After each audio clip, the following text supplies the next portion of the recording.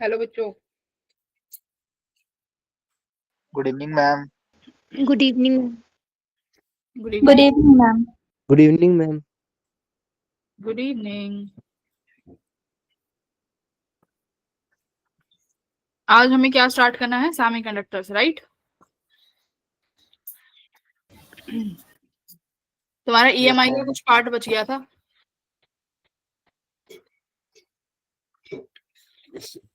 कैसे किया ईएमआई का पार्ट?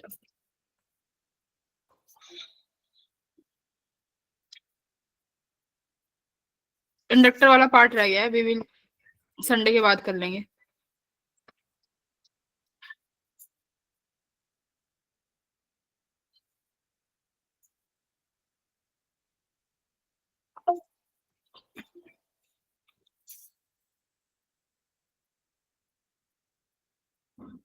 बैकग्राउंड वॉइस तो नहीं आ रही? कुछ नॉइस वॉइस कुछ भी?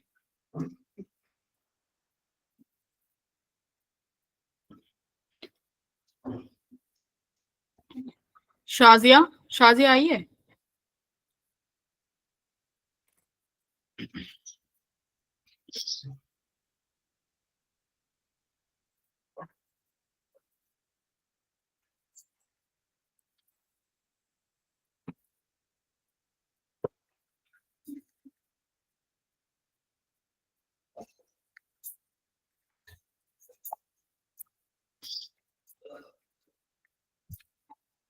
शाजिया नहीं आई शायद।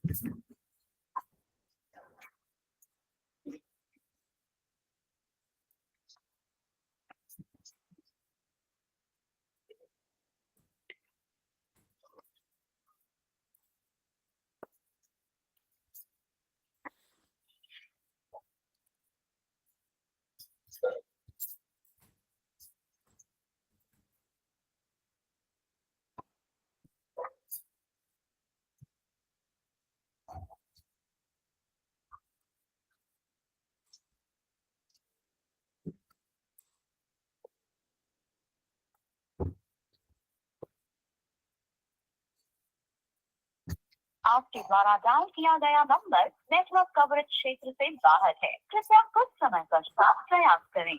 The number you are calling is हर्षित भी नहीं दिख रहा। network हर्षित coverage है। area. Please try later. ठीक है।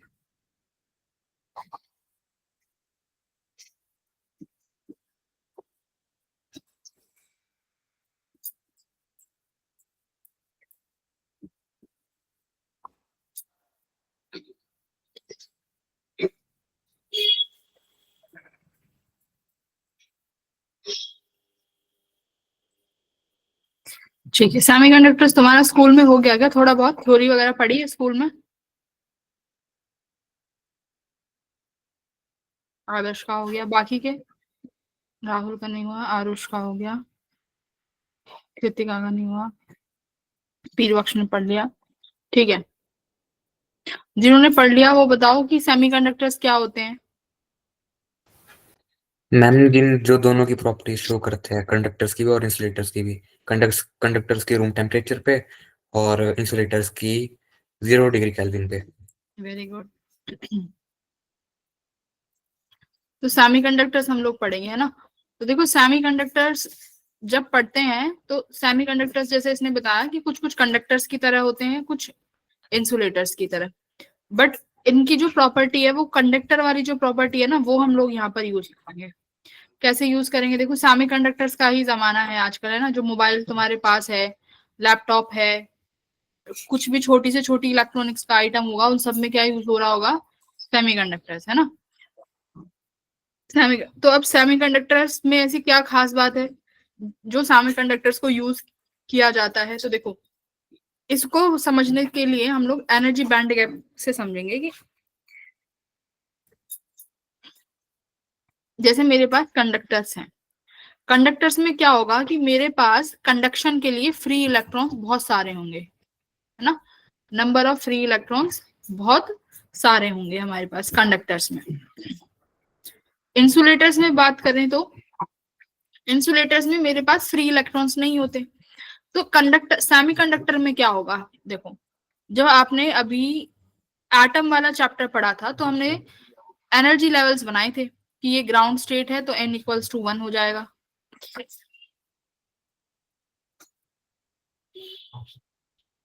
फिर एनर्जी गैप आता है, ये n = 2 है। फिर मेरे पास ये गैप घटता चला जाता है n = 3, और हाइयर लेवल्स पे ये गैप क्या हो जाता है, ये जो लेवल्स हैं ये ओवरलैप भी करने लग जाते हैं, है ना, ये ओवरलैप भी करने लग जाते हैं। अब होगा क्या, देखो नेचुरली जो तुम्हारा इलेक्ट्रॉन है वो कहाँ रहना पसंद करता है, ग्राउंड स्टेट में। हमारा इलेक्ट्रॉन नेचुरली कहाँ रहना पसंद करता है, ग्राउंड स्टेट में। अब जो इलेक्ट्रॉन्स ग्राउंड स्टेट में है वो तो न्यूक्लियस के बहुत क्लोज हैं, वो तो फ्री इलेक्ट्रॉन्स है ही नहीं। इसका मतलब मेरे को इलेक्ट्रॉन्स किस वाले में चाहिए, मेरे को इलेक्ट्रॉन्स चाहिए हाइयर एनर्जी लेवल्स में। अगर हाइयर एनर्जी लेवल्स में इलेक्ट्रॉन होंगे वही इलेक्ट्रॉन्स मेरे काम के होंगे, हाँ या ना। तो अगर मैं इन इलेक्ट्रॉन्स को किसी भी तरीके से इन बैंड्स में पहुंचा दूं, देखो जैसे इन वाले बैंड्स में, तो ये इलेक्ट्रॉन्स ही मेरे क्या बन जाएंगे, यही इलेक्ट्रॉन्स मेरे बन जाएंगे फ्री इलेक्ट्रॉन्स। यही इलेक्ट्रॉन्स फ्री इलेक्ट्रॉन्स हो जाएंगे क्योंकि इनके पास अब हाइयर एनर्जी है, ये हाई एनर्जी लेवल्स में है। तो अब यहाँ पर अगर मैं इनका बैंड बना दूं, है ना, अब जैसे ये एनर्जी लेवल्स हैं, ये ओवरलैप कर रहे हैं, इन्हीं एनर्जी लेवल्स को हम क्या बोल दें, इनको बैंड बना देते हैं कि ये हमारे बैंड्स हैं। मतलब जैसे ये वाले एनर्जी लेवल्स हैं जो हाइयर एनर्जी लेवल्स हैं, इसको हम बोल देते हैं कौन सा बैंड, इसे बोल दिया जाता है कंडक्शन बैंड, है ना, कि ये कंडक्शन बैंड है। अब जो ये लोअर एनर्जी वाले हैं इनको हम क्या नाम दे देते हैं, ये लोअर एनर्जी वाले को इनको बोला जाता है बेटा क्या, वैलेंस बैंड। तो ये बैंड क्या है, ये बैंड कुछ भी नहीं है, बस एनर्जी लेवल्स हैं। अगर मैंने एक एनर्जी लेवल्स को कंबाइंड कर दिया कि जो लोअर एनर्जी लेवल्स हैं उनको वैलेंस बैंड समझ लो, जो हाइयर एनर्जी लेवल्स हैं उनको इकट्ठा करके एक कंडक्शन बैंड बना दिया। अब इसका मतलब ये है कि इलेक्ट्रॉन्स तो भाई वैलेंस बैंड में इंसुलेटर के पास भी हैं, कंडक्टर के पास भी हैं, सेमीकंडक्टर्स के पास भी वैलेंस बैंड में तो इलेक्ट्रॉन्स होंगे ही ना, लोअर एनर्जी लेवल है सबके पास होंगे। बट इलेक्ट्रॉन्स को हाइयर एनर्जी लेवल पे पहुंचाना है, यानी यहां से यहां इलेक्ट्रॉन्स को पहुंचाना है। तो ये होता है मेरा जो ये दिख रहा है, ये वैलेंस बैंड और कंडक्शन बैंड के बीच का जो गैप है इसे बोलते हैं हम energy gap, Fermi energy gap, है ना। ये क्या कहलाया जाएगा बेटा, इसे हम एनर्जी गैप बोलते हैं, है ना। अगर ये एनर्जी गैप जितना कम होगा इलेक्ट्रॉन को वैलेंस बैंड से कंडक्शन बैंड पहुंचाने में उतना आसानी होगा, बढ़िया रहेगा। अगर ये एनर्जी गैप बहुत ज्यादा हो जाएगा तो क्या होगा, अगर ये एनर्जी गैप बहुत ज्यादा है तो इलेक्ट्रॉन्स वैलेंस बैंड से कंडक्शन बैंड में जा ही नहीं पाएंगे, कितनी एनर्जी प्रोवाइड कर लोगे, है ना। तो यहीं से डिफरेंशिएट करते हैं हम कंडक्टर, इंसुलेटर और सेमीकंडक्टर्स को। तो देखते हैं तीनों के केस में ये बैंड डायग्राम जो होता है वो कैसा होता है। तो यहाँ पर फर्स्ट हमने क्या पढ़ा, overlap energy levels are energy bands. Energy band formed by overlapping of valence electrons, जो वैलेंस इलेक्ट्रॉन्स का होगा उसको वैलेंस बैंड बोल देंगे। अब जहां कंडक्शन इलेक्ट्रॉन्स होगा वहां पे कंडक्शन एनर्जी बैंड बन जाएगा। फिफ्थ क्या लिखा हुआ है, the minimum energy required for exciting an electron from valence band to conduction band is known as forbidden energy gap। तो ये forbidden energy gap जो मैंने बताया है ना, तो ये क्या कहता है कि या तो इलेक्ट्रॉन बेटा वैलेंस बैंड में रहेगा या कंडक्शन बैंड में रहेगा। जो ये वाला रीजन है ना, इस वाले रीजन में कोई भी इलेक्ट्रॉन नहीं आएगा, इसलिए ये वाला जो रीजन है इसको फॉरबिडन बोला है, ठीक है, फॉरबिडन, कि यहाँ पर इलेक्ट्रॉन सर्वाइव नहीं कर सकता या तो वैलेंस में या कंडक्शन में। तो वैलेंस से कंडक्शन में पहुंचाने के लिए जो एनर्जी चाहिए उसको बोल देंगे हम फॉरबिडन एनर्जी गैप, ठीक है।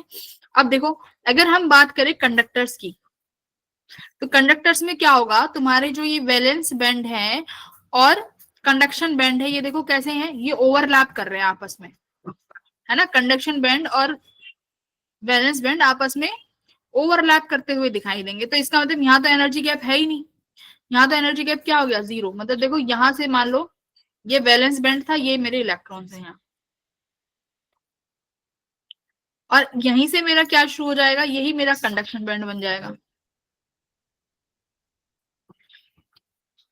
तो ये ओवरलैपिंग यहाँ पर आ गई। तो अगर यहाँ पर ओवरलैपिंग आ जाती है यानी मुझे कुछ एक्स्ट्रा एफर्ट्स करने की जरूरत ही नहीं पड़ेगी, यहाँ पर कोई एनर्जी गैप नहीं है कंडक्टर्स में, इसीलिए इनको क्या बोला जाता है, कंडक्टर। ऐसे मेटल्स को, है ना, ऐसे मेटल्स को हम कंडक्टर्स बोलते हैं जिनमें एनर्जी गैप होता ही नहीं है, क्योंकि फ्री इलेक्ट्रॉन्स अबंडेंट है यहाँ पे। ठीक है, इंसुलेटर्स में क्या होगा, अब इंसुलेटर्स में जो ये गैप है, यानी देखो वैलेंस बैंड में मैंने क्या बोला था, वैलेंस बैंड में बहुत सारे इलेक्ट्रॉन्स होंगे, इलेक्ट्रॉन्स तो होंगे क्योंकि एटम है, एटम में इलेक्ट्रॉन्स होंगे, इंसुलेटर कोई भी उठा लो, लेकिन वो होंगे किसमें, वो तुम्हारे इस न्यूक्लियस के आसपास वाले शेल्स में भरे हुए होंगे, और ये तो बहुत हैवीली अट्रैक्टेड होते हैं, है ना, इनके पास तो बहुत कम एनर्जी होती है अपना शेल छोड़ के जाने के लिए। तो मुझे इस आउटर मोस्ट शेल में इलेक्ट्रॉन्स नहीं मिलते इंसुलेटर्स में, है ना। तो यहां से यहां पर एनर्जी इलेक्ट्रॉन को ट्रांसफर करने के लिए बहुत ज्यादा चाहिए होगी, जैसे यहाँ दिया हुआ है कि 6 इलेक्ट्रॉन वोल्ट से तो ज्यादा ही ज्यादा होगी, तो ये 6 इलेक्ट्रॉन वोल्ट तो बहुत ज्यादा है 6 इलेक्ट्रॉन वोल्ट इज बहुत ज्यादा एनर्जी, बात समझ रहे हो। इससे अच्छा तो मैं एक प्रोटॉन को न्यूक्लियस से बाहर निकाल सकती हूँ, प्रोटॉन और न्यूट्रॉन को पढ़ा था ना, एक प्रोटॉन और न्यूट्रॉन को बाइंडिंग एनर्जी पर न्यूक्लियन में कितने के आसपास आई थी, सबसे ज्यादा आयरन की थी, कितनी, 8.8 मेगा इलेक्ट्रॉन वोल्ट ना। तो ये एनर्जी जो है 6 इलेक्ट्रॉन वोल्ट की, बहुत ज्यादा एनर्जी है, तो इसलिए यहाँ पर क्या होगा, ये बैंड गैप बहुत ज्यादा है। तो क्या लिखा है देखो, the valence band and the conduction band are separated by a large forbidden gap, the energy band in diamond is shown in figure. तो ये डायग्राम डायमंड का दिया हुआ है जहां पे 6 इलेक्ट्रॉन वोल्ट की गैप है। तो क्या बोला है, no electron can have energy corresponding to this forbidden band. तो किसी इलेक्ट्रॉन के पास इतनी एनर्जी नहीं होगी कि वो फॉरबिडन बैंड क्रॉस कर जाए। एन इलेक्ट्रॉन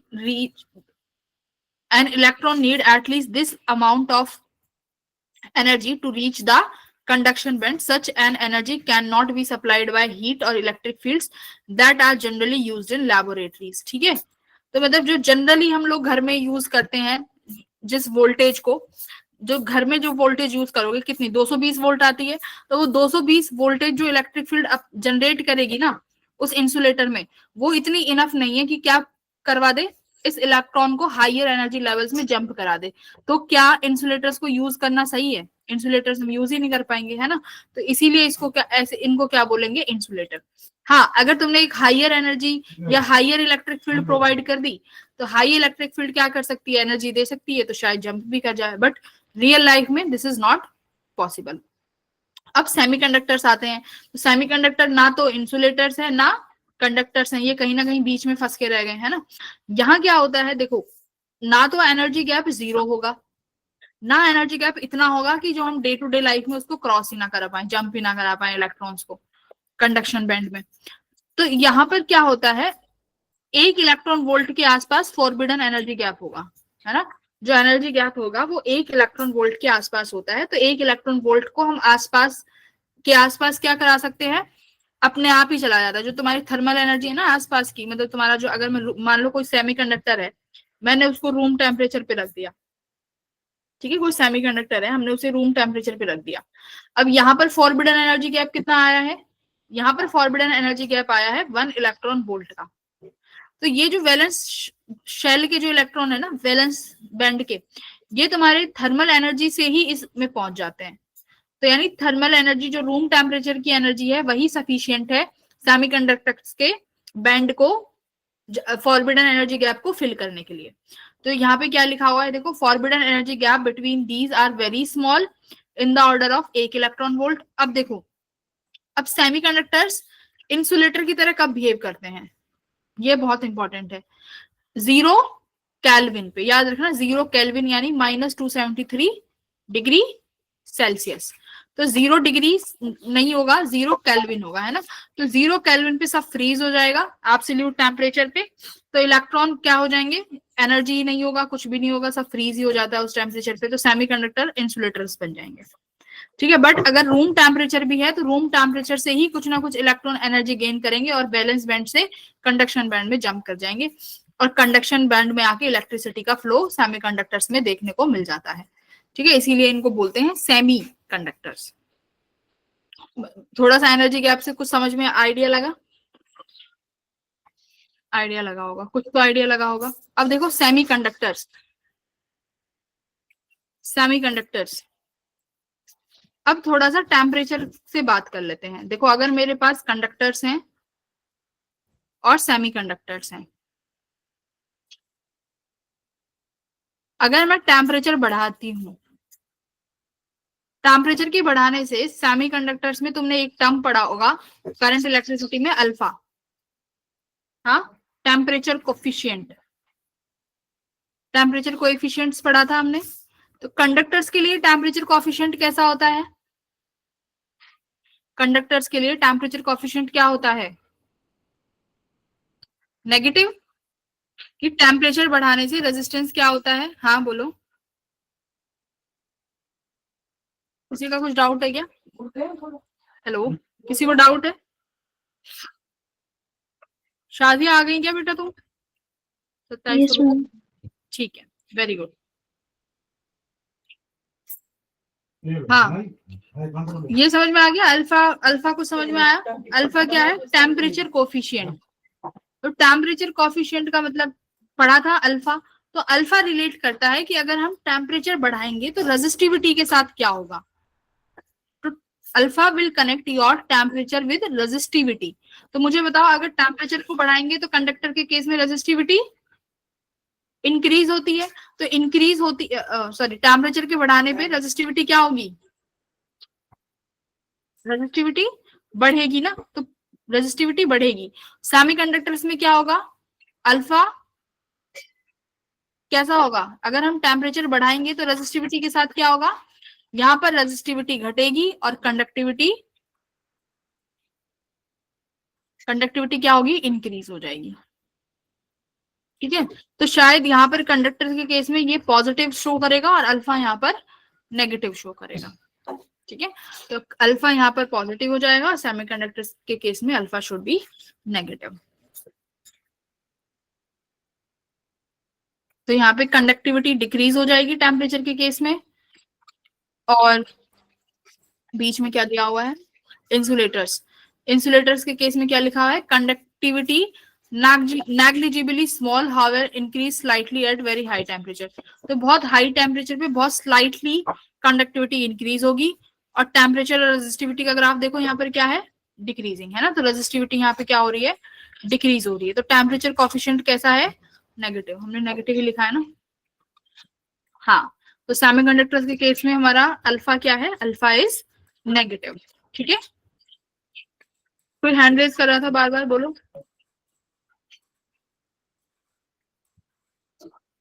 हम्म,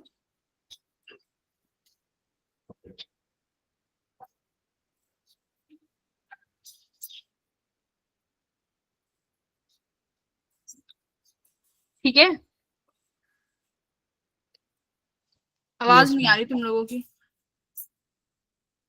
अभी तो कुछ पढ़ा ही नहीं, पीछे की तो पढ़ा है। हाँ हाँ, यस आदर्श, पॉजिटिव। ठीक है, अब यहाँ पर देखो सेमीकंडक्टर्स होते क्या है, कौन से ऐसे एलिमेंट होंगे जिन्हें सेमीकंडक्टर्स बोलेंगे। तो सेमीकंडक्टर्स होगा बेटा वो मेटल्स या वो एटम्स जिनके लास्ट शेल में कितने इलेक्ट्रॉन्स होंगे? 4 इलेक्ट्रॉन्स, है ना। 4 इलेक्ट्रॉन्स क्यों? देखो अगर किसी की लास्ट शेल में अगर 7 इलेक्ट्रॉन्स हैं, 1 2 3 4 5, 1 2 3 4 5 6 7, तो इसको 1 इलेक्ट्रॉन की जरूरत है ना। तो ये 1 इलेक्ट्रॉन आसानी से ले लेगा किसी के साथ। बट अगर इसके पास 4 हैं, है ना, लास्ट शेल में अगर 4 इलेक्ट्रॉन्स हैं, तो 4 इलेक्ट्रॉन्स अपनी स्टेबिलिटी के, देखो इलेक्ट्रॉन स्टेबल तो होना, सॉरी, एटम स्टेबल तो होना चाहता है, अपनी लास्ट शेल में 8 इलेक्ट्रॉन फिल तो करना चाहता है। अगर ये 4 है तो बेटा ये ना तो 4 दे सकता है ना 4 इलेक्ट्रॉन्स ले सकता है, क्योंकि बहुत एनर्जी चाहिए होगी इस चीज में। तो ये सेमीकंडक्टर्स क्या बनाते हैं? अपने इसको फुलफिल करने के लिए कौन से बॉन्ड बनाएंगे? आयनाइजेशन तो यहाँ हो नहीं सकता, यहाँ क्या बनेगा? कोवेलेंट, है ना, कोवेलेंट बॉन्ड। तो सेमीकंडक्टर कौन सा वो ग्रुप होगा तुम्हारा? ग्रुप बताओ कौन सा ग्रुप होगा? वो कैल्शियम, वो कार्बन, सिलिकॉन, जर्मेनियम वाला। हम्म, कौन मैम सा? 6 6 ग्रुप होगा, नहीं, ग्रुप 4 है ना, ग्रुप 4 होगा ना, कार्बन, सिलिकॉन, जर्मेनियम, ये वाले। तो देखो सबसे बेस्ट सेमीकंडक्टर्स क्या होता है, सिलिकॉन और जर्मेनियम। तो ये सिलिकॉन और जर्मेनियम ये हमारे क्या है, ये बेस्ट सेमीकंडक्टर्स हैं जो मोस्टली यूज करे जाते हैं। ठीक है, सिलिकॉन और जर्मेनियम। तो कौन सा ग्रुप होगा ये केमिस्ट्री की पीरियोडिक टेबल में, ग्रुप 4। सिलिकॉन का बैंड एनर्जी बैंड गैप देखो कितना है, 1.1, ये याद रखना है, सिलिकॉन का 1.1 होता है, जर्मेनियम का कितना होगा, 0.7। तो ये प्योर सेमीकंडक्टर्स है, ये नीचे वाले को एक या दो से कंपाउंड से मिला, ये कंपाउंड्स है ना, ऊपर वाला सिलिकॉन और जर्मेनियम एलिमेंट था, ये कंपाउंड है। तो जैसे अगर कंपाउंड बनाते हैं तो इस एनर्जी बैंड गैप को और कम भी किया जा सकता है। ठीक है, तो क्या लिखा है, energy gap decrease slightly with increase in temperature, ये हम पढ़ ही चुके हैं। अब देखो सेमीकंडक्टर्स दो तरीके के होते हैं। ठीक है, अब मैं सेमीकंडक्टर्स की बात करते हैं। हमारे पास सेमीकंडक्टर्स एक ही तरीका का होता है, बट हम पढ़ेंगे दो तरीके। क्या, एक तो पढ़ेंगे हम इंट्रिंसिक सेमीकंडक्टर और एक हम पढ़ेंगे एक्सट्रिंसिक। ठीक है, एक्सट्रिंसिक सेमीकंडक्टर्स, गॉट इट। अब इंट्रिंसिक सेमीकंडक्टर्स में देखो क्या है, ये एक प्योर मेटल है ना, ये प्योर फॉर्म में है। मतलब अगर सेमीकंडक्टर को प्योर फॉर्म में हम स्टडी करेंगे तो वो कैसा होगा, उसका नाम रखा है इंट्रिंसिक सेमीकंडक्टर्स। तो a semiconductor which is in a pure form is called intrinsic semiconductors. ठीक है, इम्प्योरिटी नहीं होगी, मतलब इसमें ये पढ़ो इम्प्योरिटी कुछ नहीं है, बस ये प्योर सेमीकंडक्टर्स है। ठीक है, तो यहाँ क्या होगा बताओ, प्योर सेमीकंडक्टर का मतलब क्या है, देखो सपोज करो मैंने सिलिकॉन का वो उठाया है ना, मेटल। तो अगर ये सिलिकॉन है बेटा, ये साइड में सब सिलिकॉन सिलिकॉन होंगे, तो ये अपने आप को स्टेबल करने के लिए आपस में कौन सा बॉन्ड बना रहे होंगे, कोवलेंट का बॉन्ड बन रहा होगा। तो शेयर कर रहे होंगे, मतलब इसने अपने इलेक्ट्रॉन को इसके साथ शेयर किया, इसने एक अपने इलेक्ट्रॉन को इसके साथ शेयर किया। तो ये देखो कितने बन गए तुम्हारे पास, 1 2 3 4 5 6 7 8, 8 बॉन्ड बन गए। एक सिलिकॉन ने अपने आप को क्या कर लिया, अब कंप्लीट कर लिया है ना, 8 इलेक्ट्रॉन चाहिए थे, उसने 4 आजू बाजू में शेयर कर लिए। क्योंकि देखो ये भी सिलिकॉन है, ये भी सिलिकॉन है, इसके पास भी 4 हैं और इसके जो बाजू में सिलिकॉन होगा उसके पास भी 4 होंगे, यहाँ भी किसी के पास होंगे, यहाँ भी कोई सिलिकॉन होगा। तो कैसे बनेंगे, देखो एक ये मिल गया कंपाउंड, एक ये बॉन्ड बन गया, एक ये बॉन्ड बन गया, एक ये बन गया, फिर इसने एक यहाँ भी बना लिया होगा, है ना। इस तरीके से इन्होंने अपने बॉन्ड्स बना लिए।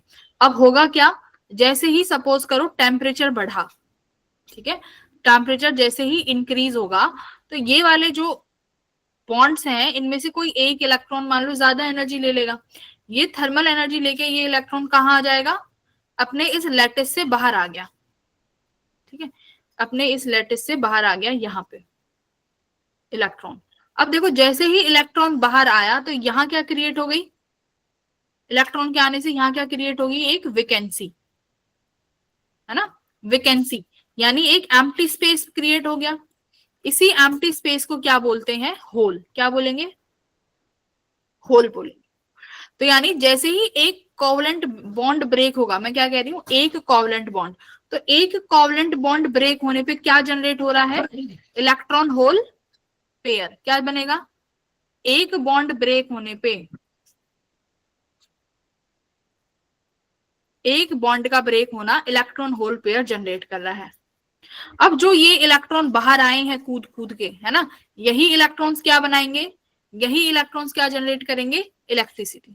यही इलेक्ट्रॉन्स इलेक्ट्रिसिटी जनरेट करेंगे। बट ऐसा क्या होगा, देखो as the temperature is increased a few electrons are raised to conduction band.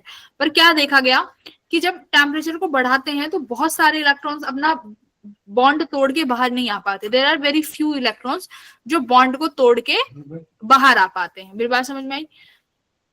अब सवाल आता है डेंसिटी का। मैं अगर तुमसे पूछूं कि बेटा यहाँ पर फ्री इलेक्ट्रॉन की डेंसिटी ज्यादा होगी या होल की डेंसिटी ज्यादा होगी, तो किसकी ज्यादा है डेंसिटी, किसकी डेंसिटी ज्यादा है, इलेक्ट्रॉन्स, होल्स नहीं, की। दोनों की ज्यादा, दोनों की बराबर है। क्योंकि एक बॉन्ड ब्रेक होके इलेक्ट्रॉन और होल बराबर बाहर आ रहे हैं ना, मैं नंबर डेंसिटी की बात कर रही हूँ, नंबर डेंसिटी। तो नंबर डेंसिटी यहाँ पर होल्स की किसके बराबर होगी, नंबर डेंसिटी ऑफ इलेक्ट्रॉन्स। ये तुम्हें इसमें याद रखना है इंट्रिंसिक सेमीकंडक्टर्स में, तो ये कई बार रिलेशंस आ जाते हैं, है ना। तो डेंसिटी ऑफ होल्स बराबर है नंबर डेंसिटी ऑफ इलेक्ट्रॉन्स, क्योंकि एक साथ ही जनरेट हो रहे हैं। अगर जैसे ही फ्री इलेक्ट्रॉन बाहर आएगा क्या जनरेट हो जाएगी, वैकेंसी जनरेट हो जाएगी, और वही वैकेंसी का नाम होल है। बात समझ में आई।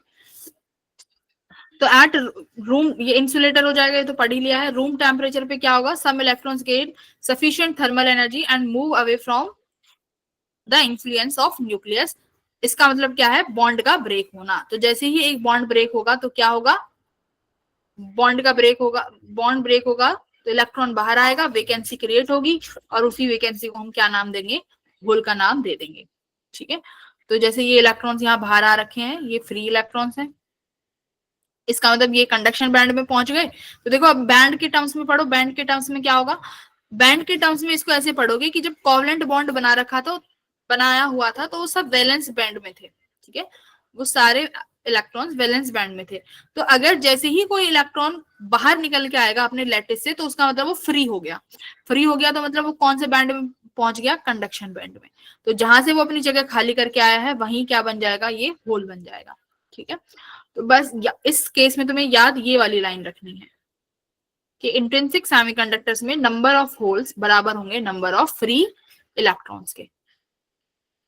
फिर और क्या पढ़ सकते हो, पढ़ो यहाँ पे, in intrinsic semiconductors the number of free electrons and holes are equal. पढ़ चुके हैं, both electrons and holes contribute in the current conduction. Yes, देखो सेमीकंडक्टर्स में, देखो जो आपके कंडक्टर्स है ना, कंडक्टर्स में जो इलेक्ट्रिसिटी फ्लो होती है वो सिर्फ किसकी वजह से होगी, सिर्फ और सिर्फ इलेक्ट्रॉन्स की वजह से। लेकिन सेमीकंडक्टर में कौन और हेल्प करता है, होल्स। कैसे, देखो होल्स कैसे मूव करेंगे, यहाँ पे आओ,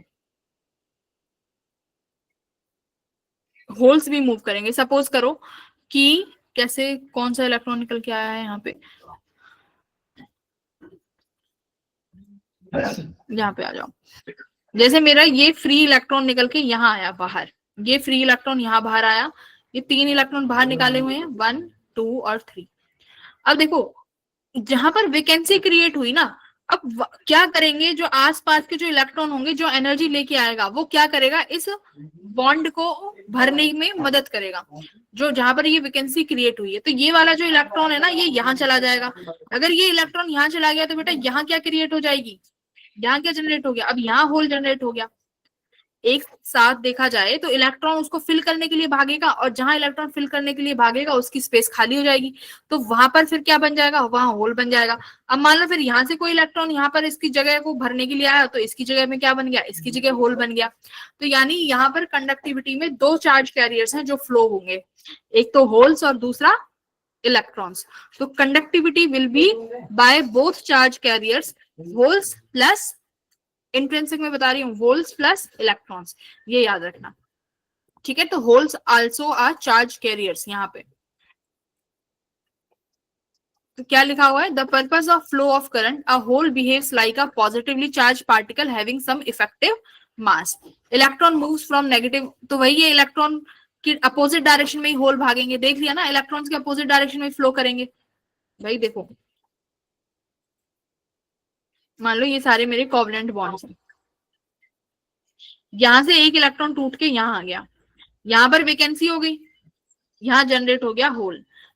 अब मान लो यहाँ से एक इलेक्ट्रॉन इस वैकेंसी को फुल करने के लिए आया, तो यहाँ क्या जनरेट हो जाएगा, अब यहाँ होल जनरेट हो जाएगा ना। तो इलेक्ट्रॉन कहाँ मूव करा, इलेक्ट्रॉन मूव करा A to B, लेकिन होल कहाँ मूव करा, B to A। तो आपका जो होल है इलेक्ट्रॉन के किस डायरेक्शन में फ्लो होगा, अपोजिट डायरेक्शन में। ठीक है, तो इलेक्ट्रॉन मूव्स फ्रॉम, मतलब वही है, यहाँ पे देखो ये रहा, the hole moves in the opposite side. तो तुम्हारा जो होल्स होंगे वो अपोजिट डायरेक्शन में मूव करेंगे। इतना ठीक है। अब क्या लिख रहा है, hole exist only in a semiconductor, metals में कोई होल नाम की चीज नहीं होती। Electric conduction through hole take place inside the semiconductor only. ठीक है, outside in metal wires, metallic wires में करंट जो फ्लो होगा वो सिर्फ और सिर्फ इलेक्ट्रॉन्स की वजह से ही होगा। मान लो अगर तुम्हें सेमीकंडक्टर से किसी वायर में इलेक्ट्रिसिटी लेके आनी है, इस वायर में कंडक्शन कराना है, तो वायर में जो कंडक्शन आएगा वो सिर्फ और सिर्फ किसकी वजह से आएगा, वो सिर्फ इलेक्ट्रॉन्स की वजह से ही आएगा। लेकिन सेमीकंडक्टर के अंदर की बात करूं, भाई मान लो एक सेमीकंडक्टर का पीस है, अगर उस सेमीकंडक्टर के पीस में देखोगे कि करंट जो फ्लो कर रहा है वो दोनों की वजह से होगा, होल्स प्लस इलेक्ट्रॉन। ठीक है, तो अगर मैं करंट की बात करूं तो करंट किसकी, सेमीकंडक्टर के अंदर जो करंट होगा आप लिखोगे जो टोटल करंट है वो बराबर होगा current due to electrons plus current due to holes. ठीक है, अब तुमने करंट इलेक्ट्रिसिटी वाले चैप्टर में करंट की वैल्यू ये पढ़ी थी, वी ना याद है, V is drift velocity, V is drift velocity. तो भाई अगर ये होल्स का इलेक्ट्रॉन्स की वजह से थी ना, V ना किसकी वजह से थी, इलेक्ट्रॉन्स की वजह से, E is electronic charge, N is your number of electrons, V is drift velocity of electrons, A is your cross section area, जिस क्रॉस सेक्शन एरिया से आप करंट लिखना चाहते हो। तो होल्स की वजह से लिखोगे तो भी ये सेम आएगी, E is the charge hole का, N is your number of holes, V is your drift velocity, holes की वेलोसिटी होगी, ये हमारे पास होल्स की वेलोसिटी है और ये अपना एरिया, तो इन दोनों को ऐड करके ही तुम्हारा करंट बनेगा यहाँ पे। ठीक है, तो this is your total current inside the semiconductor. याद रखना ये इनसाइड होगा, आउटसाइड सिर्फ वी ना ही लगेगा। सिमिलरली रेजिस्टेंस के केस में भी जब भी जहां जहां यूज पड़ेगा करंट, तो ये वाला ही लिखना पड़ेगा तुम्हें पूरा फॉर्मूला। ओम्स लॉ को जब चेंज करोगे तो ये वाली इक्वेशन उसमें ऐड करते हुए चले जाना। ठीक है, यहाँ से सवाल बनते नहीं। फिर दूसरा आता है एक्सट्रिंसिक। अब देखो इंट्रिंसिक सेमीकंडक्टर में क्या पाया गया कि जो करंट बन रहा है ना वो बहुत कम बन रहा है, वो मेरे किसी काम का है नहीं, मतलब वो इतना सफिशिएंटली लो करंट है ना, मतलब बहुत बहुत कम बॉन्ड ब्रेक हो पा रहे हैं। अब कब तक हम टेम्परेचर बढ़ाएंगे उन सेमीकंडक्टर्स को रन कराने के लिए, बात समझ में आ रही है। मेरा काम कब बनेगा, जब बॉन्ड ब्रेक होंगे, बॉन्ड ब्रेक होंगे तब जाके इलेक्ट्रॉन्स फ्री होंगे, वरना इलेक्ट्रॉन्स तो सारे ऑक्यूपाइड है। तो मैं चाहती हूँ कि कुछ ऐसा हो जाए कि ज्यादा हमें टेम्परेचर बढ़ाना ना पड़े, रूम टेम्परेचर पे काम होता रहे, कुछ ऐसा बन जाए। उसके लिए हमने क्या बनाया, उसके लिए बनाया एक्सट्रिंसिक सेमीकंडक्टर। एक्स का मतलब है यहाँ पर हमने कुछ ऐड किया, और जो ऐड करते हैं उसे बोलते हैं इम्प्योरिटी, और उस प्रोसेस को बोलते हैं डोपिंग। क्या, डोपिंग। यहां पर हम डोपिंग कराते हैं। ठीक है, डोपिंग का मतलब क्या हुआ, मान लो मेरे पास सिलिकॉन है, उस सिलिकॉन में मैं क्या करती हूँ, कुछ एक्स्ट्रा मेटल्स डाल देते हैं। ठीक है, कुछ एक्स्ट्रा जो मेरे पास पीरियोडिक टेबल में जो एक्स्ट्रा एलिमेंट है, उन एलिमेंट्स में से कुछ ऐसे एलिमेंट्स डालूंगी जिनसे मेरा जो सेमीकंडक्टर्स है उनकी कंडक्टिविटी क्या हो जाए, इंक्रीज हो जाए। बट इसमें ध्यान क्या रखना है, ध्यान ये रखना है कि जो आप एलिमेंट ऐड करोगे उसका जो स्ट्रक्चर है, उसका जो साइज है, वो सिलिकॉन के साइज या जर्मेनियम के साइज के आसपास होना चाहिए, जिससे कि lattice structure, crystal structure destroy ना हो, है ना। साइज जो है एलिमेंट्स का वो क्या होना चाहिए, शुड बी सिमिलर, साइज जो है सिमिलर होना चाहिए। अब देखो तुम्हारा सेमीकंडक्टर्स कौन से में आता है, ग्रुप 4 में। तो ग्रुप 4 के आसपास, 4 या 14, 14। ठीक है, तो ये किस में आएगा, ग्रुप 14 में। तो मैं क्या करती हूँ, मैं ग्रुप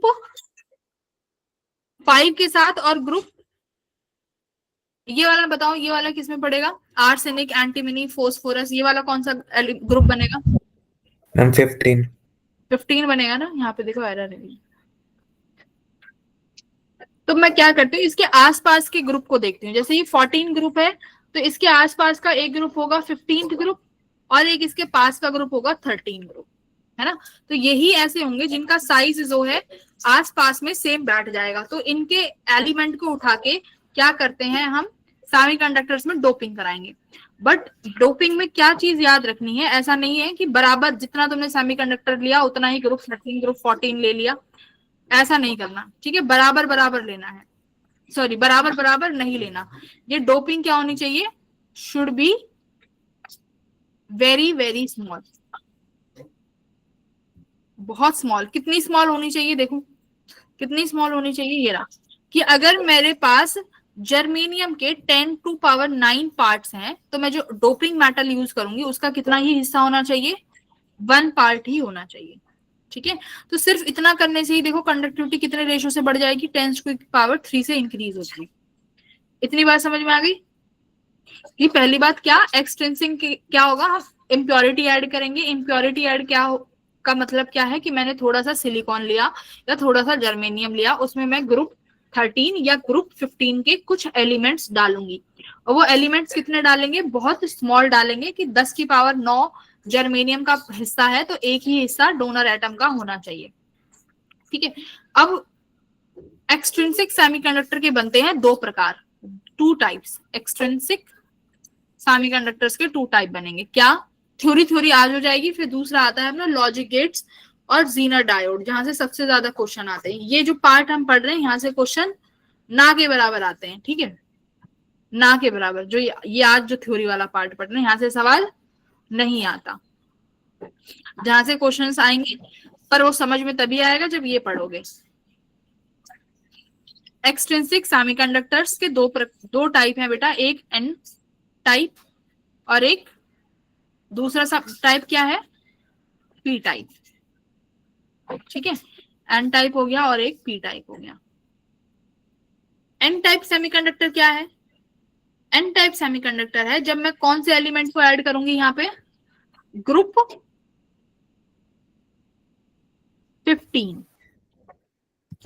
अब ग्रुप 15 के पास कितने इलेक्ट्रॉन होंगे, ग्रुप 15 कौन सा है, ये नाम देखो इनके, ये रहेंगे फोस्फोरस वाला होगा, एंटीमनी, आर्सेनिक, फोस्फोरस, है ना, ये वाला ग्रुप, एंटीमनी, आर्सेनिक, एंटीमनी और फोस्फोरस, तो ये वाला ग्रुप, इसके एलिमेंट को ऐड करेंगे। अब इन एलिमेंट के पास कितने इलेक्ट्रॉन्स हैं भाई, इनके पास लास्ट शेल में कितने इलेक्ट्रॉन्स हैं, इनके पास 5 इलेक्ट्रॉन, इनके पास 5 इलेक्ट्रॉन है।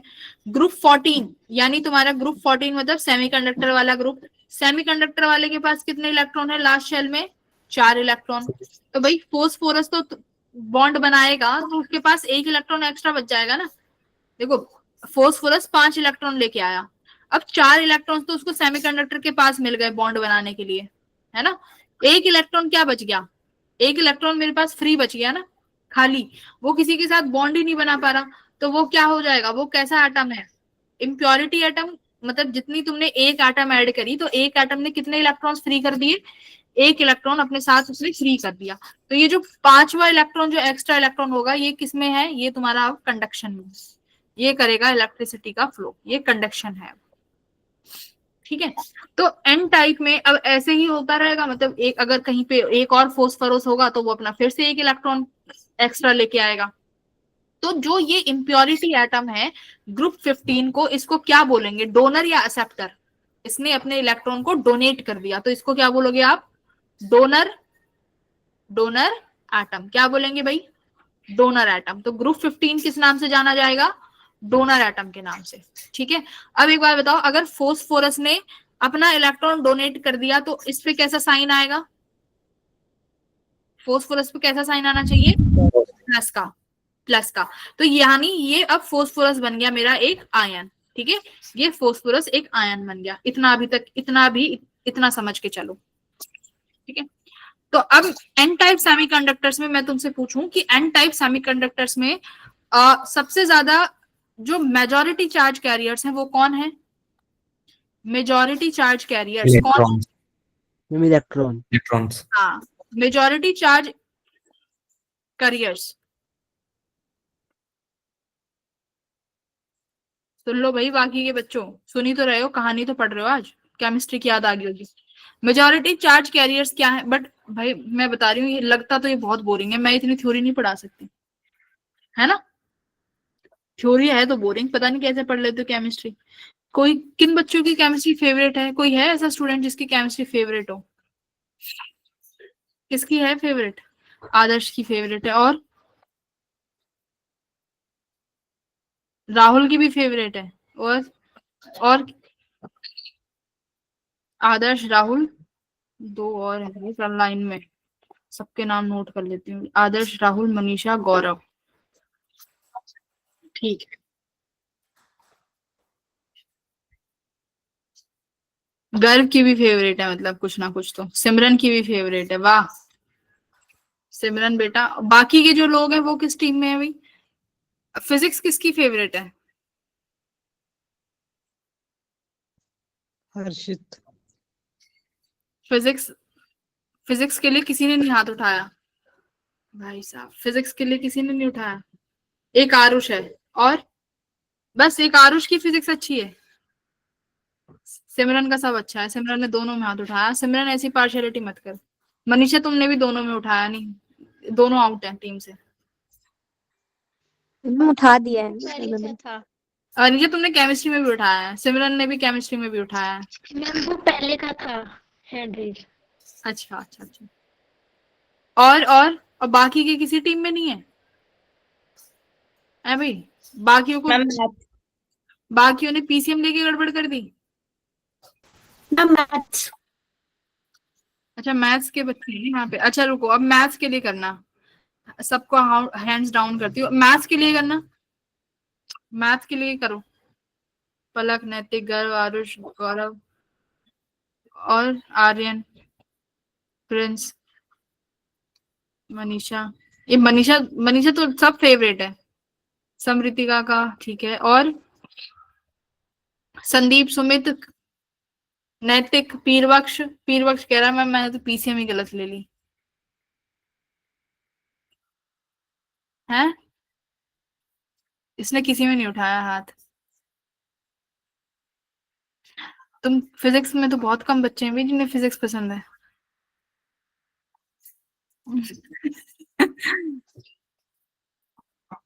गलत है। संदीप, सुमित क्लास में हो तुम? संदीप है, सुमित, सुमित, सुमित।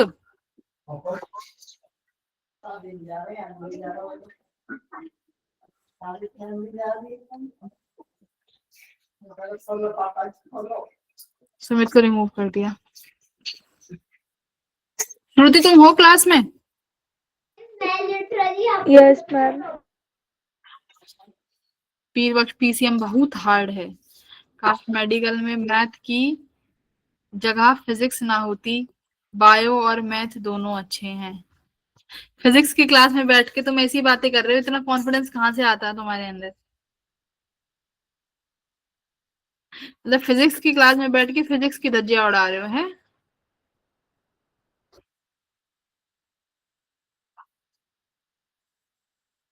अब्दुल्ला नहीं आया आज क्लास में? अब्दुल्ला,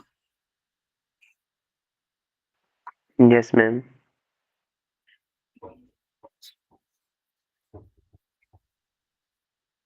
क्लास में हो तुम? आजकल डाउट्स नहीं आ रहे? क्या पढ़ रहे हो? यस मैम, हूँ क्लास में। क्या पढ़ रहे हो फिर? जैसे अभी तो आप जैसे जैसे जेई पास आ रहा है, डाउट खत्म होते जा रहे हैं। मैम इस टाइम पे थ्योरेटिकल चल रहा है, कुछ ऐसा है ही नहीं। तो थ्योरेटिकल तो आज चला है, और दिन से भी कुछ नहीं पूछ रहे हो, क्या हुआ? सब समझ में आने लगी क्या? No ma'am.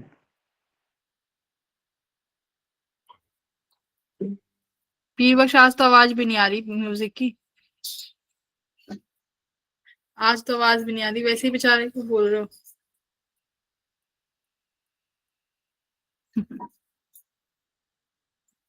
शादिया भी नहीं दिख रही। शादिया क्लास में हो? Yes ma'am. क्लास ले रहे हो आप? Yes ma'am. ठीक है, चलो आ जाओ बैक टू द सेमीकंडक्टर्स। तो यहाँ पर मेरे पास एन टाइप में मेजॉरिटी चार्ज कैरियर्स हैं इलेक्ट्रॉन्स, बट याद रखना होल्स भी आएंगे। होल्स क्यों आएंगे? जब कोवेलेंट बॉन्ड का ब्रेक होगा, है ना, ड्यू टू टेम्परेचर की वजह से। तो यहाँ पर मिनोरिटी में जो चार्ज कैरियर्स हैं, मिनोरिटी में है मेरे पास यहाँ पर होल्स। ठीक है, तो ये है हमारा N type semiconductors.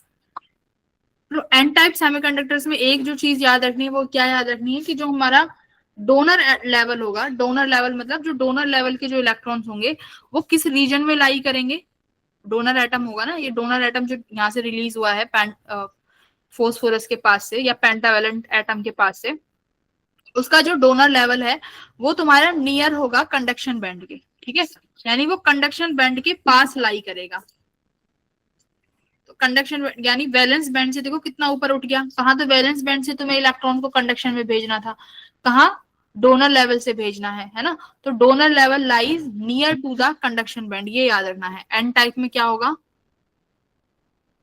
Donor level is nearer to conduction band.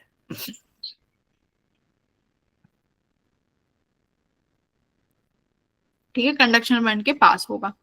फिर बनता है अपना अब बनेगा अपना ट्राइवेलेंट वाला, इसमें और क्या है, negative N type, Fermi level does not lie in the middle of band cap but it shifts towards the conduction band। हाँ, यहाँ पे देखो ये वाली लाइन पढ़ लो क्या लिखा हुआ है, this line is important। The impurity atom on donating electrons became positive ions, है ना, ये भी पढ़ाया था कि जो impurity atom है यानी फोस्फोरस वाला, वो कैसा बन जाएगा, वो एक आयन बन जाएगा, वो भी कैसा, पॉजिटिव आयन, पढ़ लिया हमने। However, the overall charge on the semiconductor is zero, but still overall charge की बात करेंगे सेमीकंडक्टर में तो वो क्या रहने वाला है, over charge zero. The negative charge of the immobile positive charge of the immobile ions are the positive ions, ठीक है।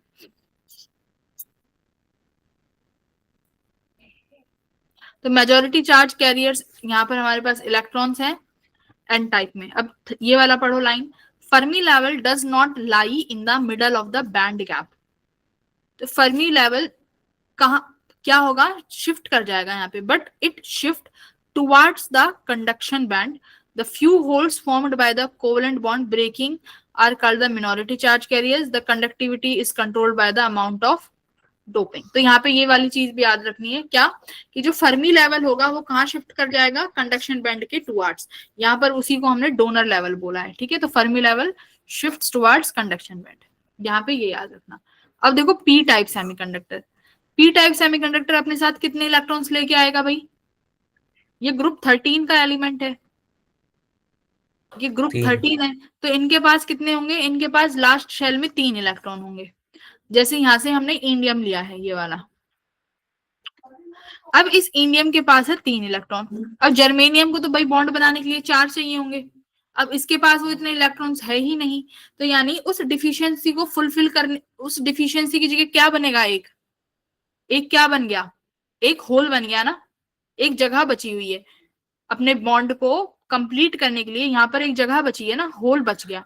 तो इस होल को क्या, ये यहाँ पर नंबर ऑफ होल्स यानी होल्स बनेंगे यहाँ पे। तो एक एटम जो तुमने ऐड किया है, इम्प्योरिटी एटम बोलो, प्रोड्यूस व्हाट, 1 होल, यहाँ एक होल जनरेट हो जाएगा। तो यहाँ पर जो कंडक्शन होगा वो होगा किसकी वजह से, होल्स की वजह से। अब देखो अगर मेरे पास इंडियम के पास इलेक्ट्रॉन्स की कमी है, तो यानी ये कहीं आसपास से लेगा, इस होल को फुलफिल करने के लिए कोई आसपास का इलेक्ट्रॉन आएगा, तो यानी इंडियम इलेक्ट्रॉन को क्या करेगा, एक्सेप्ट करेगा। तो यानी जो मेरे पास ग्रुप 13 है, इसको कैसा एटम बोला जाएगा, एक्सेप्टर एटम, कि ये एक्सेप्ट कर सकता है इलेक्ट्रॉन्स को। तो अगर ये इलेक्ट्रॉन्स को एक्सेप्ट करेगा तो इसके पास कैसा साइन आएगा, नेगेटिव साइन।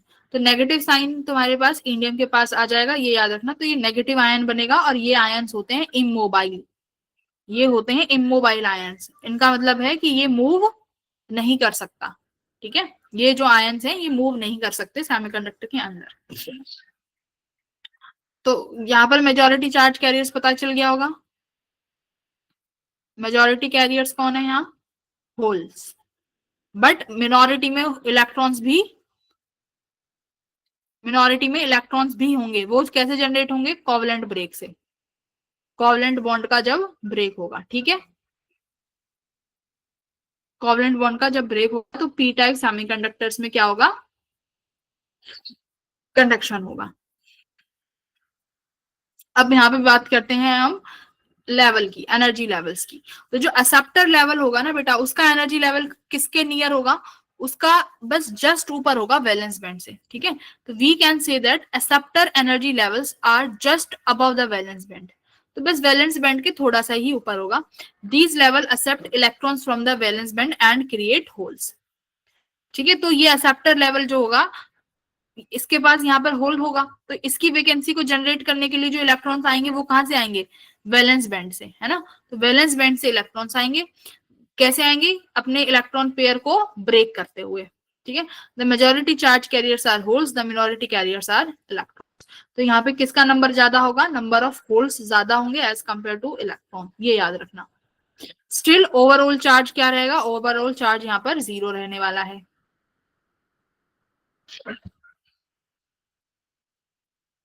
अब बात करते हैं जंक्शन की। Again a very important topic, ये इंपॉर्टेंट है, पीएन जंक्शन, ये हमें आना चाहिए, पीएन जंक्शन, ठीक है। अब क्या होगा, मान लो बेटा मैंने एक पी एटम लिया, सॉरी एक पी सेमीकंडक्टर लिया, और उसके जस्ट ऊपर क्या रख दिया, एक एन सेमीकंडक्टर रख दिया। देखो ध्यान से, ऊपर मत रखो, साइड में रख दो।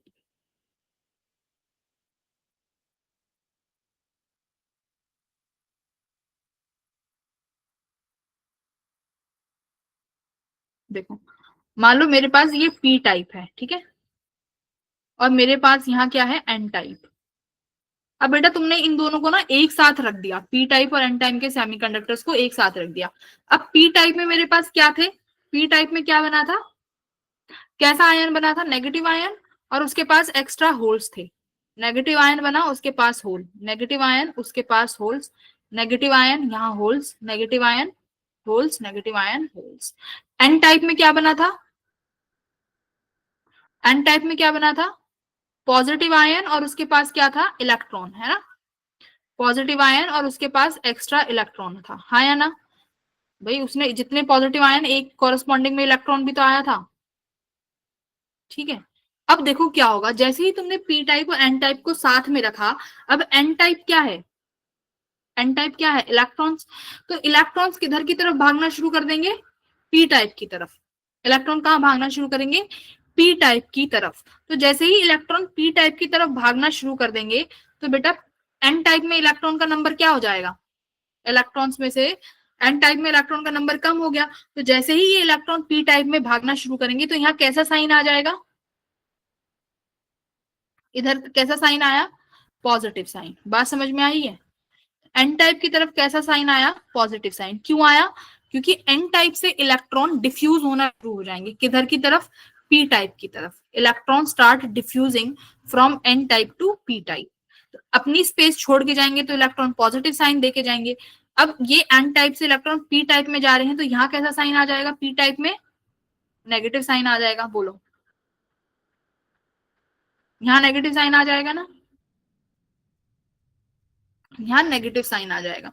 तो स्टार्टिंग में तो तुम्हारा करंट यहाँ पर इंक्रीज होगा, करंट बनता रहेगा, क्योंकि इलेक्ट्रॉन्स पी टाइप में जा रहे हैं, इलेक्ट्रॉन्स पेयर और होल पेयर रिकम्बाइन हो रहे हैं, है ना, तो करंट सही चल रहा है। बट जैसे ही अपनी जगह छोड़ के जाएंगे, तो देखो यहाँ हमारे पास क्या बन जाएगा, एक क्या जनरेट हो गया, ये नेगेटिव नेगेटिव और पॉजिटिव पॉजिटिव, एक पोटेंशियल बन गया ना, ये एक पोटेंशियल बन गया। ये पोटेंशियल किसकी तरह काम करेगा, एक बैरियर की तरह। और इस रीजन को क्या नाम दिया जाता है बेटा, इस रीजन को बोलते हैं हम डिप्लीशन रीजन। क्या बोलेंगे, डिप्लीशन रीजन, ये डिप्लीशन रीजन हो गया।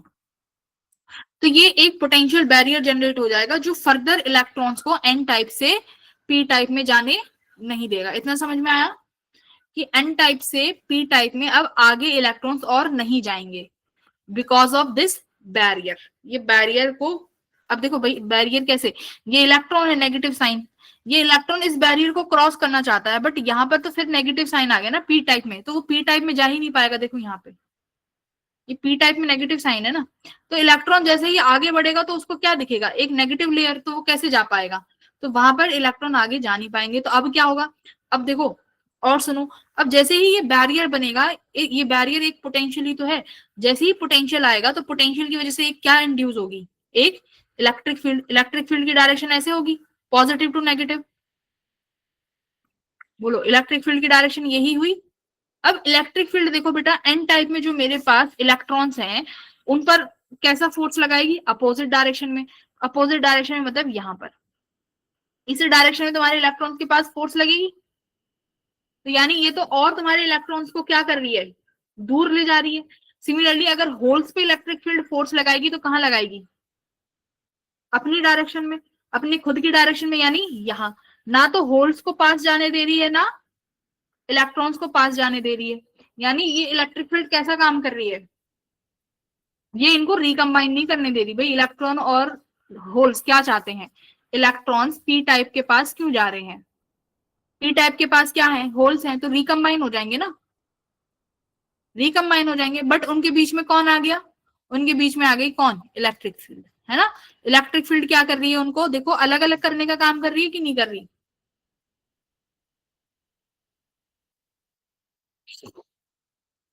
भाई इलेक्ट्रिक फील्ड, तुम ऐसे बैठे हो पता नहीं कौन सी रामायण मैं सुना रही हूँ तुम्हें, और रामायण सुने जा रहे हो।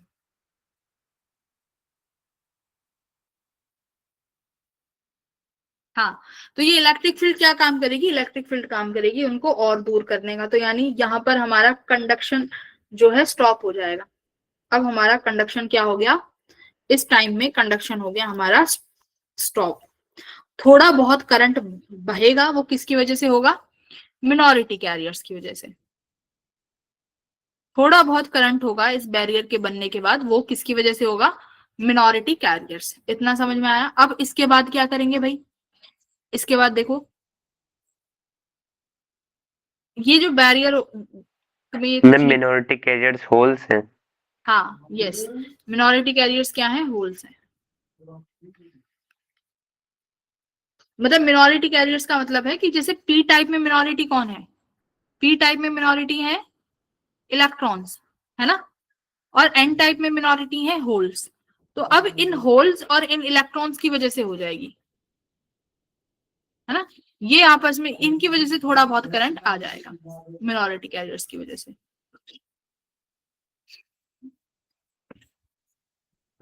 अब ये पढ़ो फोर्थ और फिफ्थ लाइन क्या कह रहा है? The ion layers in the depletion region generates an electric field in this region. The electric field from n side to p side देख ली है। This electric field prevents further diffusion. ये further diffusion नहीं होनी देगी। And it also prevent diffusion of electrons from n side to p side. ना तो n से p में जाने दे रही है, ना p को n में जाने दे रही है। तो इसको हमने क्या बोला है? Barrier electric field. ठीक है, तो अब ये बैरियर इलेक्ट्रिक फील्ड एक पोटेंशियल डिफरेंस जनरेट करती है, जिसका कितना वैल्यू दिया हुआ है कि ये जो पोटेंशियल जो बनता है, ये जर्मेनियम के केस में 0.7 वोल्ट है, और ना सिलिकॉन के केस में कितना है? सिलिकॉन के केस में 0.7 वोल्ट का बैरियर बनेगा, और जर्मेनियम के केस में कितने का बैरियर बनेगा? 0.3 वोल्ट का। ठीक है, ये बैरियर बन गया। अब ये बैरियर है, इस बैरियर को तुम्हारे इलेक्ट्रॉन होल्स क्रॉस नहीं कर पाएंगे। ठीक है, तो क्या लिखा है? The holes, the potential on the N side is higher, holes can not cross the depletion region because of this barrier potential, for electrons the potential barrier is shown. बस वही चलता रहेगा कि मतलब पास नहीं कर पाएंगे इस इलेक्ट्रिक फील्ड को। अब पास नहीं कर पाएंगे तो अब क्या होगा? देखो, अब मुझे तो एक पीएन डायोड बनाना था। ये पीएन जंक्शन से बनेगा क्या? एक डायोड बनेगा, है ना। हम इन दोनों की मदद से एक डायोड बनाएंगे। बट यहाँ पर दिक्कत ये आ गई कि अगर मैंने पी और एन एज इट इज उठा के रख दिए तो कुछ समय के बाद करंट जो है सेमीकंडक्टर्स में वो स्टॉप हो जाएगा, करंट बहुत कम हो जाएगा, क्योंकि क्रॉस ही नहीं कर पा रहे हैं। तो फिर यहाँ पर अब जुगाड़ लगाते हैं क्या, कि चलो एक काम करते हैं, एक्सटर्नल इलेक्ट्रिक फील्ड लगा के देखते हैं कि एक्सटर्नल से क्या होगा, है ना। तो एक्सटर्नल से क्या करेंगे? अब देखो, ये P है और ये N है। भाई P की तरफ कौन सा क्या आया था? P की तरफ पॉजिटिव पॉजिटिव, नहीं ना, P की तरफ नेगेटिव आया था।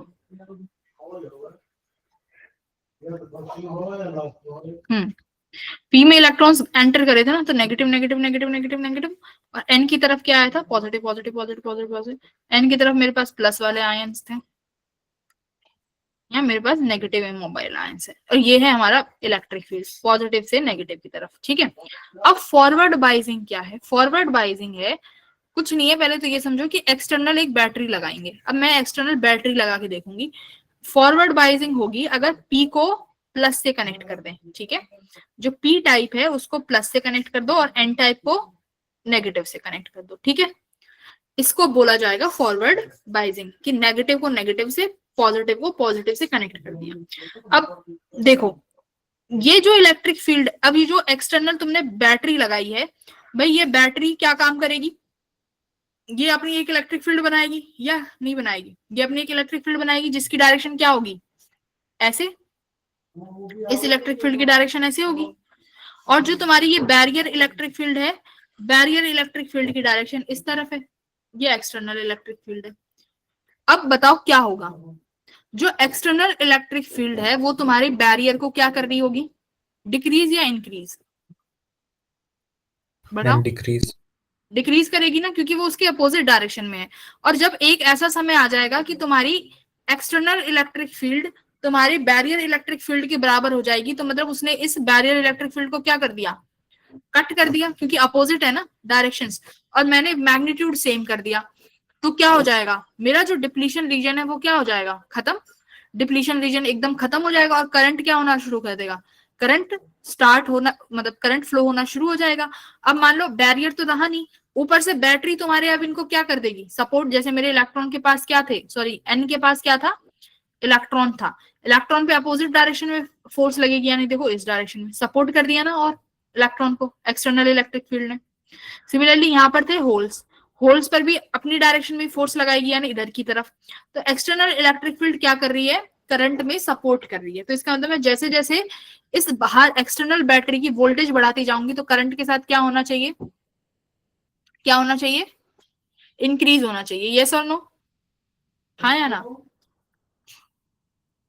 इंक्रीज होना चाहिए। तो यही है फॉरवर्ड बाइजिंग। क्या लिखा हुआ है?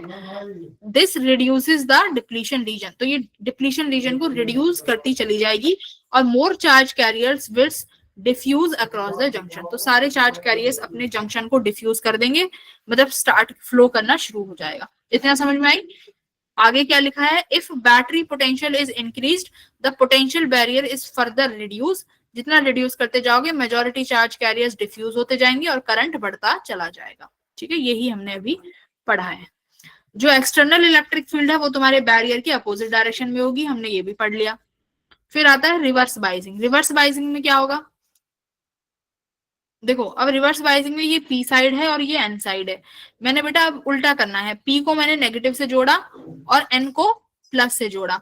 ये इलेक्ट्रिक फील्ड ऐसे बन रही थी और ये वाली भी इलेक्ट्रिक फील्ड कैसे बनेगी? एक्सटर्नल वाली भी पॉजिटिव से नेगेटिव इसी डायरेक्शन में बन गई। ये एक्सटर्नल है और ये बैरियर वाली है। तो बैरियर वाली और एक्सटर्नल वाली क्या कर रही है? सपोर्ट कर रही है ना। यानी एक्सटर्नल इलेक्ट्रिक फील्ड इस बैरियर को क्या कर रही है? सपोर्ट कर रही है। तो यहां पर क्या होगा? पोटेंशियल बैरियर इंक्रीज हो जाएगा। तो this will make it more difficult for the charge carriers to diffuse across the junction, है ना। बट फिर भी there is some little current. Little current होगा। वो लिटिल करंट क्यों होगा वो भी मैंने बताया था, मिनोरिटी चार्ज कैरियर के फ्लो की वजह से। बट उसकी जो वैल्यू है वो ना के बराबर है, यानी माइक्रो एम्पियर और नैनो एम्पियर में करंट होगा। कब? जब कैसी बाइजिंग करेंगे? बैकवर्ड बाइजिंग, है ना। ये कैसी बाइजिंग है? बैकवर्ड बाइजिंग। ये समझ में आ गया? बैकवर्ड और forward. Yes ma'am. Very good. तो रिवर्स बाइजिंग में तुम्हारा डायोड यानी तुम्हारा जंक्शन किसकी तरह बिहेव कर रहा है? एक हाई रेजिस्टिव मटेरियल, मतलब कि बहुत इनफाइनाइट रेजिस्टेंस प्रोवाइड कर रहा है करंट फ्लो करने में। तो किसी काम का नहीं है, बट हो सकता है कहीं काम आ जाए, जैसे कि अभी आगे देखेंगे कहाँ काम आ सकता है। ठीक है, तो अब इसमें हम डायग्राम देख लेते हैं। ये IV characteristics, IV characteristics important है फॉरवर्ड बाइजिंग के और रिवर्स बाइजिंग में। तो आईवी कैरेक्टरिस्टिक्स देखो। मुझे बताओ, अगर ये मेरा V है और मेरा ये I है, मैं फॉरवर्ड की बात कर रही हूँ, क्या होना चाहिए? जैसे जैसे वोल्टेज बढ़ाओगे करंट, जैसे जैसे वोल्टेज बढ़ाएंगे करंट बढ़ना चाहिए। क्या करंट यहां से ही शुरू हो जाएगा या करंट कुछ यहां से जाके तब शुरू होगा? मुझे बताओ, A वाला ठीक है कि B वाला ठीक है? अगर B ठीक है तो क्यों ठीक है? सोचो सोचो सोचो। मैम बी ठीक होगा क्योंकि डिप्लीशन रीजन को कम होने में टाइम भी तो लगेगा ना। हाँ देखो, डिप्लीशन रीजन आया था ना कि 0.7 वोल्ट आया था जर्मेनियम के लिए और सिलिकॉन के लिए, और 0.3 वोल्ट आया था जर्मेनियम के लिए। तो जो एक्सटर्नल वोल्टेज तो तुम दोगे, वो एक्सटर्नल वोल्टेज पहले इस 0.7 और 0.3 को खत्म भी तो करेगी। जब वो डिप्लीशन रीजन खत्म हो जाएगा उसके बाद क्या होगा, करंट फ्लो होना शुरू होगा, है ना। तो वो इसको क्या बोला है, देखो यहाँ पे एक लाइन लिखी होगी,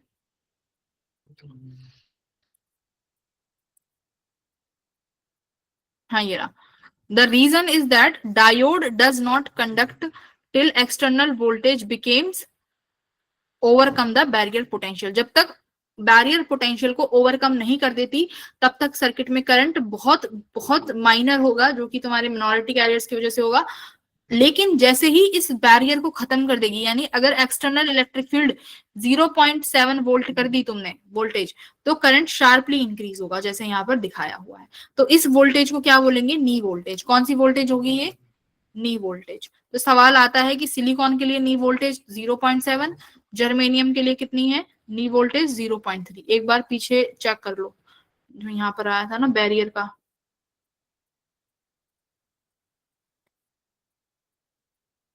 देखो जर्मेनियम हाँ जर्मेनियम के लिए 0.3, सिलिकॉन के लिए 0.7। ठीक है, तो ये है नी वोल्टेज, कि बैरियर को ओवरकम करने के लिए जो वोल्टेज नीडेड है उसे क्या बोलेंगे, नी वोल्टेज। क्लियर हुआ इतना। अब आईवी कैरेक्टरिस्टिक्स में देखो, सॉरी अब रिवर्स बाइजिंग में क्या होगा मुझे बताओ, रिवर्स में क्या होगा, रिवर्स बाइजिंग में, रिवर्स बाइजिंग यानी अब तुमने नेगेटिव में दिया ना इलेक्ट्रिक फील्ड, तो देखो क्या होगा, करंट आया तो सही बट बहुत, अब मान लो देखो ये वोल्टेज है, ये इधर करंट है, ये करंट है, ये नेगेटिव वोल्टेज है, ये पॉजिटिव वोल्टेज है। तो तुम नेगेटिव में देखो वोल्टेज बढ़ा रहे हो तो करंट आ तो रहा है, करंट आ तो रहा है, ये करंट ही तो है इतना, ये वैल्यू जो आई है ये करंट की आई तो है, बट ये कितनी छोटी वैल्यू है, बहुत छोटी। लेकिन जैसे जैसे जैसे जैसे तुम वोल्टेज बढ़ाते रहोगे एकदम से क्या देखने को मिलेगा, करंट शार्पली इंक्रीज होगा। करंट क्या हुआ है, शार्पली इंक्रीज हुआ, रैपिड इंक्रीज होगा, रैपिडली इंक्रीज होगा। और ये कब होगा, जब तुम क्या कर दोगे, वोल्टेज को बहुत ज्यादा हाई कर दोगे, है ना। तो ये कौन सी वोल्टेज है, जब तुमने उस वोल्टेज को इतना हाई कर दिया कि जो कोवलेंट बॉन्ड है वो क्या होना शुरू कर देंगे, कोवलेंट बॉन्ड ब्रेक होना शुरू कर देंगे, कि कोवलेंट बॉन्ड ही ब्रेक हो गए। जब कोवलेंट बॉन्ड ही ब्रेक हो गए तो क्या हो जाएगा, बहुत सारे इलेक्ट्रॉन्स बाहर आ जाएंगे। तो इलेक्ट्रॉन्स बाहर आ गए तो क्या हो जाएगा, कंडक्शन अचानक से बढ़ेगा। तो ऐसी वोल्टेज जहां पर तुम्हारा रिवर्स बाइजिंग में भी करंट आ जाए, उस वाली वोल्टेज को क्या बोलेंगे, ब्रेक डाउन वोल्टेज। ठीक है, ठीक है, ये समझ में आया। Yes.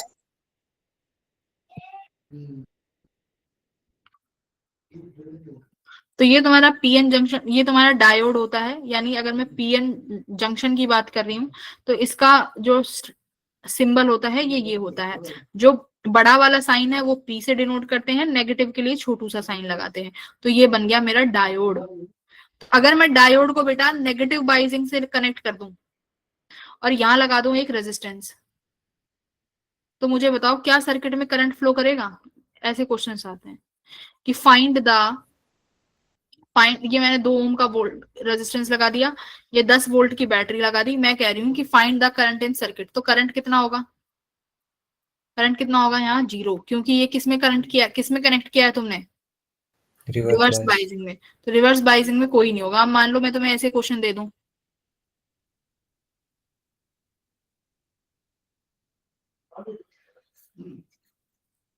ये 3 ओम, ये 5 ओम, यहां से क्वेश्चन आ जाता है, ये 10 वोल्ट है, find the current in circuit. लो ये तुम्हारे जेई मेंस के क्वेश्चन है, find the current in circuit. तो देखो कौन सा फॉरवर्ड बाइजिंग में है, कौन सा रिवर्स बाइजिंग में है, हाँ 2 ओम, ये नहीं पॉजिटिव, ये प्लस है ना, ये नेगेटिव, ये प्लस। अब कौन सा बाइजिंग में है, ऊपर वाला, ये वाला फॉरवर्ड बाइजिंग में है। तो यानी इस वाली ब्रांच से करंट नहीं जाएगा, क्यों, क्योंकि ये रिवर्स में है। तो ये सर्किट बस कैसे बनेगा, 3 ओम और ये क्या आ जाएगा यहाँ पे 10 वोल्ट की बैटरी। समझ गए। तो करंट निकाल लेना V equals to I R करके 10/3। ठीक है जी। तो इस तरीके के क्वेश्चंस भी आ जाते हैं, तो अपने देख लेना।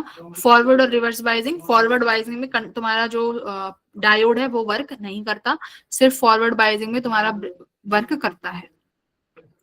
इसके बाद छोटी सी चीज आती है ब्रेकडाउन, जो हम पढ़ चुके हैं। एक तो अब ब्रेकडाउन दो तरीके से होते हैं, एक बोलते हैं हम ब्रेकडाउन वोल्टेज या जीनर वोल्टेज। तो ब्रेकडाउन वोल्टेज और जीनर वोल्टेज दोनों सेम है। क्या कि इलेक्ट्रिक फील्ड इतनी ज्यादा कर दोगे कि बॉन्ड्स टूटना शुरू हो जाएंगे, इलेक्ट्रॉन होल पेयर जनरेट हो जाएंगे बहुत लार्ज नंबर में, सर्किट में अचानक से सडनली लार्ज करंट क्रिएट हो जाएगा, उसे बोलेंगे जीनर ब्रेकडाउन। एक होता है अवेलनेक ब्रेकडाउन। अवेलनेक ब्रेकडाउन क्या होगा? ये ऐसा होगा कि मान लो जो मिनोरिटी चार्ज कैरियर्स है ना, जो मिनोरिटी चार्ज कैरियर्स फ्लो कर रहे हैं, अब तुम वोल्टेज तो दे रहे हो, अब मिनोरिटी चार्ज कैरियर्स क्या करेंगे, अब उनकी वेलोसिटी बहुत ज्यादा हो जाएगी। उनकी वेलोसिटी इतनी ज्यादा हो जाएगी कि वो तुम्हारे जो एटम्स हैं उनमें जा जाके टकराएंगे, एटम्स में जा जाके टकराएंगे तो बॉन्ड ब्रेक होगा, अब बॉन्ड ब्रेक होगा तो फिर और ज्यादा कैरियर्स रिलीज हो जाएंगे, तो उस वाले को क्या बोलते हैं? अवेलनेक ब्रेकडाउन। तो ये दोनों ब्रेकडाउन याद रखना, क्या पता थ्योरी में पूछ ले। तो this is due to the collision of electrons, collisions of minority carriers, याद रखना, कोलिजन्स ऑफ मिनोरिटी कैरियर्स की वजह से बॉन्ड का ब्रेक होना, और इसमें इलेक्ट्रिक जीनर में किसकी वजह से बॉन्ड का ब्रेक होना? इलेक्ट्रिक फील्ड की वजह से ब्रेक होना। ठीक है, कल स्टार्ट करेंगे जीनर वोल्टेज और लॉजिक गेट्स। ठीक है, तो कल ही खत्म नहीं हो पाएगा, शायद छोटा मोटा बच जाएगा, वो अगले लेक्चर में कर लेंगे। तो थ्योरी इतनी थी इस चैप्टर में जो हमने आज निपटा दी। ठीक है, मुझे नहीं लगता आज की क्लास में तो कुछ डाउट होगा, कुछ था ही नहीं ऐसा, थ्योरी पढ़ी है सारी, कहानी सुनी है बैठ के तुम लोगों ने। ठीक है, तो कल की क्लास मत मिस करना, कल की क्लास इंपॉर्टेंट होने वाली है। वेरी गुड, सबने लिख दिया। गर्व क्या समझा दूं एक बार? गर्व क्या समझा दूं? मैम वो पहले किया था, अब समझ गए। ठीक है, ओके, बाय बेटा, बाय।